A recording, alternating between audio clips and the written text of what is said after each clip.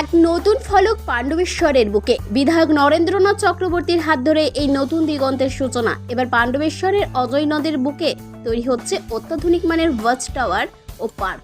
প্রাকৃতিক এক সৌন্দর্য উপভোগ করার নতুন ডেস্টিনেশন তৈরি হতে চলেছে এবার পাণ্ডবেশ্বরে।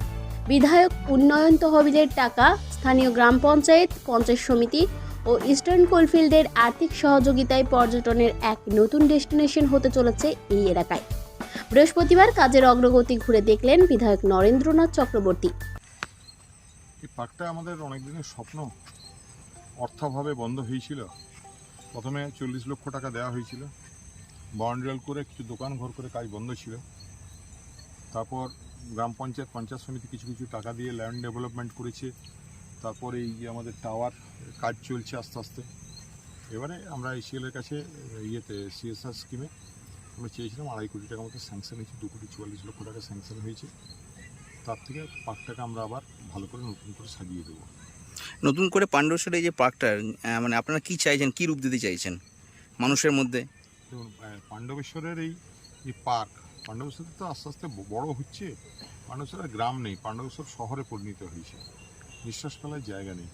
আমরা চেয়েছি যে নদীর ধারে এই যে পার্ক মানুষের নিঃশ্বাস ফেলার জায়গা হোক, মানুষ বিকেলবেলা বেড়াতে আসুক। এটা নিয়ে অনেক প্রোগ্রাম আছে। যেমন আমরা ভেবেছিলাম যে বীরভূম টু পশ্চিম বর্ধমান, আমরা ওখানে জাহির ভাই আছে, তাকে বলবো তুমি ঘোড়ার গাড়িতে করে মানুষ বিকেলবেলায় বেড়াবে ইয়ের মধ্যে, ব্রিজের মধ্যে দিয়ে, ওখানে একটা চলবে।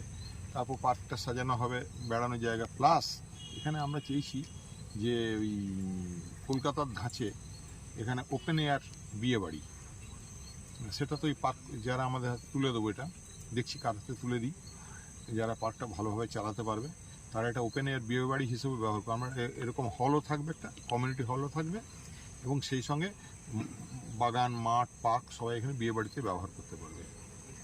মানে নতুন রূপে পাণ্ডবেশ্বর একটা পার্ক, নতুন রূপে পাণ্ডবেশ্বরকে আমরা সাজাবার যে আমাদের প্রচেষ্টা, তার এটা একটা অঙ্গ।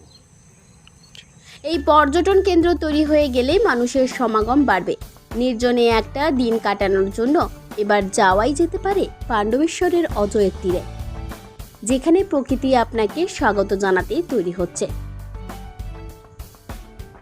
পাণ্ডবেশ্বর থেকে অনুরাধা সেনগুপ্তের রিপোর্ট, খাঁটি খবর।